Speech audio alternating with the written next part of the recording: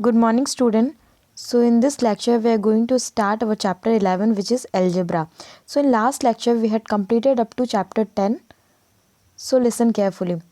तो algebra का मतलब होता है क्या है, ठीक है। तो अभी तक हमने पहले लेसन में बहुत सारे ज्योमेट्री के बारे में पढ़ा है, मेंसुरेशन के बारे में पढ़ा है।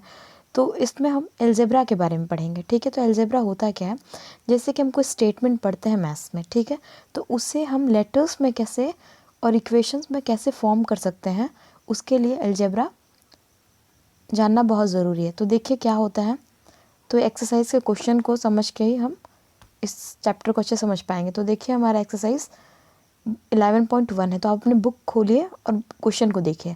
तो फर्स्ट क्वेश्चन क्या है, find the rule which gives the number of math sticks required to make the following matchsticks pattern.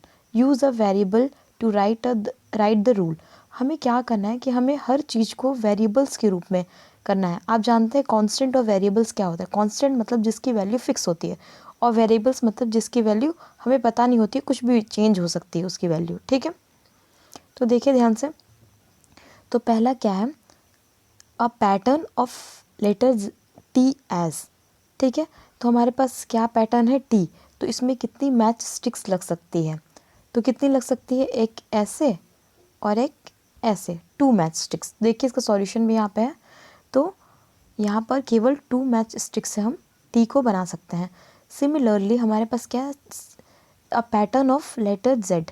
तो लेटर जेड के लिए हम कितना मैच स्टिक्स को यूज़ कर सकते हैं, 3, 1 इस साइड, सेकेंड एंड थर्ड, ठीक है। तो आई होप कि आप लोग को ऐसे समझ में आ रहा होगा ये क्वेश्चन। तो ऐसी सी डी ई एफ सारा बन जाएगा। अब देखिए नेक्स्ट क्वेश्चन, क्वेश्चन नंबर 4। हम क्वेश्चन नंबर 4 में क्या करना है, और क्वेश्चन नंबर 4 में ही नहीं, बाकी सारे क्वेश्चंस में हमें यही करना है कि हमें क्वेश्चन रीड करना है और उसे इक्वेशन में फॉर्म करना है या फिर उसे एक्सप्रेशन देना है, ठीक है, वेरिएबल्स में। तो देखिए कैसे करेंगे। Question number 4, if there are 50 mangoes in a box, how will you write the total number of mangoes in the terms of number of boxes, ठीक है। तो हमारे पास क्वेश्चन क्या बोल रहा है कि जब हमारे पास 50 मैंगोज है एक बॉक्स में, ठीक है, एक बॉक्स है, इसमें 50 मैंगोज है, तो हम यहाँ पूछ रहा है कि हम उसे टोटल नंबर ऑफ मैंगोज को कैसे लिख सकते हैं बॉक्स के टर्म में, ठीक है। तो हम जानते नहीं कि नंबर ऑफ बॉक्सेस कितनी है। तो हमारे पास यहाँ पे दिया हुआ है कि use b for the number of boxes. जब एक बॉक्स में 50 मैंगोज़ हैं, तो ऐसे जितने भी बॉक्स होंगे उसमें 50-50 होंगे, ठीक है। तो हम बॉक्स को बी से रिप्रेजेंट कर रहे हैं, तो आंसर क्या हो जाएगा, 50 बी। क्यों, जितने बॉक्स होंगे वो 50 से मल्टीप्लाई हो जाएंगे, है ना। मान लो 3 बॉक्स है, तो हम यहाँ पे क्या करेंगे, 3 बॉक्स होंगे तो क्या करेंगे, 50 मल्टीप्लाई बाई 3। तो हमें पता नहीं है एग्जैक्टली कि नंबर ऑफ बॉक्सेस कितनी है, ठीक है। तो हम उसे एक वेरिएबल्स मानते हैं, कुछ भी वेरिएबल्स मान सकते हैं, ABCD XYZ एनीथिंग। बट यहाँ पर क्वेश्चन में हमें बी दिया है, इसलिए हमें बी ही मानना है। तो ये क्या हो जाएगा, इसका आंसर 50B। ये हो गया हमारा सॉल्यूशन। बस सिंपली यही होगा आंसर, 50B। अगर आप समझ गए तो इतना आपको लिखने, ये सब पैटर्न बनाने की कोई ज़रूरत नहीं है, सिंपली 50B भी आप लिख सकते हैं। अब देखिए question number 5। The teacher distribute 5 pencils per student, can you tell how many pencils are needed given the numbers of students. तो क्या है क्वेश्चन में कि जब टीचर है वो एक स्टूडेंट को 5 पेंसिल्स डिस्ट्रीब्यूट कर रही है, ठीक है। तो अब हमें बताना है कि कितनी पेंसिल्स उसने डिस्ट्रीब्यूट की है, ठीक है, जब नंबर ऑफ स्टूडेंट S है, ठीक है।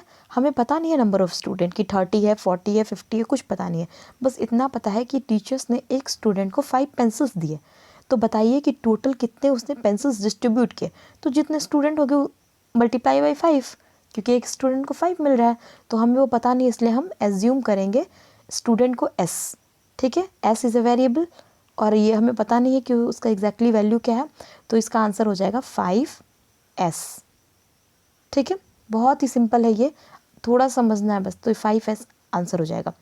ये 5 एक स्टूडेंट को मिला और S नंबर ऑफ स्टूडेंट, तो ये मल्टीप्लाई हो जाएगा, तो टोटल नंबर ऑफ पेंसिल्स निकल जाएगा, ठीक है। तो ऐसे क्वेश्चन नंबर 6 आप रीड करिए और बनाइए।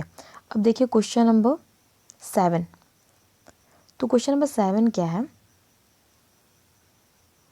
क्वेश्चन नंबर 7 क्या है, Radha is drawing a dot rangoli, ठीक है, राधा जो है वो डॉट रंगोली बना रही है, a beautiful pattern of lines joining dots with chalk powder, she has 9 dots in one row, how many dots will her rangoli have for r rows, how many dots are there if there are 8 rows, if there are 10 rows. बोलने का मतलब ये है कि question में बोला है कि जो राधा है जो एक रंगोली बना रही है उसका पैटर्न है, तो एक लाइन में, ठीक है, एक रो में कितना है, 9 डॉट्स है, ठीक है, ये डॉट डॉट्स करके बनाता है ना ऐसे रंगोली, ठीक है, तो एक रो में 9 है, एक रो में कितना है 9, और हमें नंबर ऑफ रोज पता नहीं है, तो उसे हम लेना है आर, एक में 9 है और नंबर ऑफ रोज पता नहीं है, तो इसका आंसर क्या हो जाएगा, फर्स्ट वाले क्वेश्चन का आंसर क्या हो जाएगा, 9 आर, ठीक है। ये देखिए यहाँ पे सॉल्यूशन है इसका, नंबर ऑफ डॉट्स 9 है और नंबर ऑफ रोज आर है, तो आंसर क्या हो जाएगा, number of dots in r rows is number of dots in row and number of rows, जितने एक लाइन में जितने डॉट्स हैं और जितने नंबर ऑफ रोज है दोनों को मल्टीप्लाई कर देंगे तो आंसर। तो अब यहाँ पे सेकंड वाले क्वेश्चन में बता रहा है कि अगर जो रोज है वो 8 है, ठीक है, तो आंसर क्या होगा, तो एक डॉट्स कितना है 9 और रोज कितने हैं 8, तो दोनों को मल्टीप्लाई कर देंगे तो 72, ये पहला आंसर हुआ हमारा। अब दूसरा क्या पूछ, सॉरी ये दूसरा आंसर हुआ, पहला वाला आंसर है 9 आर। अब सेकंड में क्या पूछ रहा है कि अगर रोज 10 हुए तो क्या आंसर होगा, तो हम क्या करेंगे 10 से मल्टीप्लाई कर देंगे। आई बात समझ में कि एक लाइन में जब 9 डॉट्स हैं तो ये जितने लाइन्स हैं उसमें कितना डॉट होगा, ये लाइन्स हमें पता नहीं है एग्जैक्टली, तो हम उसको ले लिए आर, तो जितने डॉट्स 9 है वही तो 9 और आर होगा ना, 9 मल्टीप्लाई बाई आर। तो ऐसे ही क्वेश्चन को सॉल्व करना है, ठीक है। अब देखिए क्वेश्चन नंबर 9 भी आप बनाइए, 9 बहुत इजी है, ठीक है। तो क्वेश्चन नंबर 10 देखते हैं। तो question number 10, orange are to be transferred from larger boxes into smaller boxes, when a large box is emptied the orange from it fill 2 smaller boxes and still 10 oranges remain outside. If the number of oranges in the small box are taken to be x, what is the number of oranges in the larger box? तो इस statement बस लग रहा है बड़ा, पर इसका जो आंसर है ना बहुत इजी है, तो बस हमें क्वेश्चन को समझना है। तो देखिए क्वेश्चन क्या बोल रहा है, oranges are to be transferred from larger boxes into smaller boxes, एक बड़ा बॉक्स है, ठीक है, जिसमें बहुत सारे ऑरेंज रखे हुए हैं, ठीक है, ये देखिए ऑरेंज है, इसमें से इसको 2 स्मॉल बॉक्सेस में हम इसको ट्रांसफ़र कर रहे हैं। आई बस समझ में, एक बड़े बॉक्स में बहुत सारे ऑरेंज हैं जिसको ट्रांसफ़र कर रहे हैं 2 छोटे छोटे बॉक्सेस में। तो अब बोल रहा है कि दोनों बॉक्स में ट्रांसफ़र करने के बाद भी हमारे पास 10 ऑरेंज जो है बच जाते हैं, ठीक है। तो अब हमें पता करना है कि इन दोनों बॉक्सेस में तो इसका एक्सप्रेशन क्या बनेगा अगर एक बॉक्स में x ऑरेंज को डाला जाता है, ठीक है, मतलब इसमें से x ऑरेंज को इसमें डाला गया और x ऑरेंज को इसमें डाला गया और 10 बच गए, तो बताइए इसका एक्सप्रेशन क्या होगा। तो इसका एक्सप्रेशन क्या होगा, इतना ऑरेंज मल्टीप्लाई बाई इतना ऑरेंज, ये 2 ऑरेंज हो गया ना, ठीक है, तो 2x प्लस 10, आई बस में जितना इसमें होगा उतना प्लस ये प्लस 10, यही तो हमारा आंसर होगा ना। मान लो एक बॉक्स में x है, ठीक है, दूसरे बॉक्स में भी x है और 10 रिमेनिंग बच रहे हैं बड़े वाले बॉक्स में जहाँ से इन दोनों में ऑरेंज डाला गया है, तो आंसर क्या हो जाएगा, ये वाला ऑरेंज प्लस ये वाला ऑरेंज प्लस बचा हुआ ऑरेंज, ठीक है, तो x प्लस एक्स क्या होता है 2x, ठीक है, और ये प्लस 10, तो इसका आंसर क्या हो जाएगा 2x प्लस 10। देखिए यहाँ पे सॉल्यूशन भी है 2x प्लस 10, आई बस समझ में। तो ये बहुत ही ईजी है, बस हमें क्वेश्चन को पढ़ना है और उसे एक्सप्रेशन में कन्वर्ट करना है। थोड़ा सा अभी आपको डिफिकल्ट लगेगा लेकिन एक बार आप समझ जाएंगे तो ये बहुत ईजी हो जाएगा। अब देखिए क्वेश्चन नंबर 11 और लास्ट क्वेश्चन है ये इस एक्सरसाइज का। तो क्या है, to get the following match sticks pattern of square, the square are not separate, the neighbouring squares have a common match sticks, observe the pattern and find the rule that gives the number of match sticks. तो हमारे पास कुछ match sticks दी है, इसमें से हमें क्या करना है, the square are not separate, जिसमें स्क्वायर सेपरेट नहीं है, और two neighbouring squares have a common matchsticks, और नेबर में जो है ये देखिए कॉमन है दोनों में। Observe the pattern and find the rule that gives the number of matchsticks.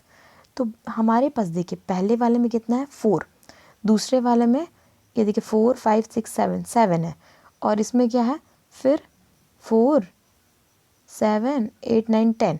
तो हमें कुछ ऐसा रूल देना है ना, ऐसा कोई एक्सप्रेशन देना है जिससे कि हम नंबर नेक्स्ट रोज को पता कर पाए।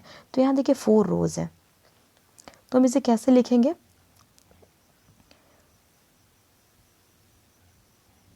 तो हम इसे लिख सकते हैं 3x + 1। ठीक है, कैसे लिखेंगे 3x,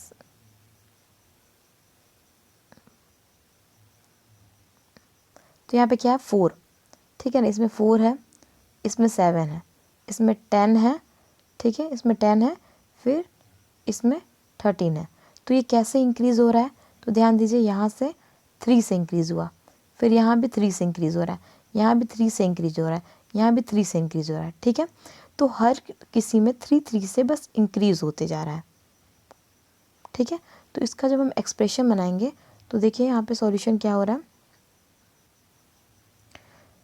we may observe that in the given matrix pattern the number of matrices are 4 7 10 13, which is one more than the thrice of the number of squares in the pattern। ठीक है, जो thrice एक दूसरे के thrice से एक ज़्यादा है, तो इसका आंसर क्या हो जाएगा 3x + 1। ठीक है, ये इसका एक्सप्रेशन हो जाएगा। ठीक है, तो x is a number of square, ये x क्या है नंबर ऑफ स्क्वायर। तो देखिए आइए इस रूल से हम चेक करते हैं सही आ रहा है कि नहीं।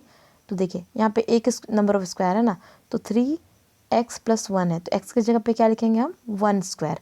तो ये क्या हो जाएगा 3 × 3 + 1 4, 4 मैट्रिक्स हैं इसमें। अब देखिए यहाँ पे x की जगह 2 रखेंगे, तो 3 × 2 = 6, 6 & 1 7, तो 7 है इसमें, तो इसी रूल से ये फॉलो होगा। तो आंसर क्या हो गया 3x + 1। तो आई होप कि आप लोग को ये एक्सरसाइज अच्छे समझ में आ गया होगा। ठीक है, ये पूरा क्वेश्चन बेस आंसर था, इसलिए मैं इसे यहाँ समझा रही हूँ, बोर्ड पे नहीं समझा रही हूँ। तो मिलते हैं नेक्स्ट लेक्चर में, आज के लिए इतना ही, थैंक यू।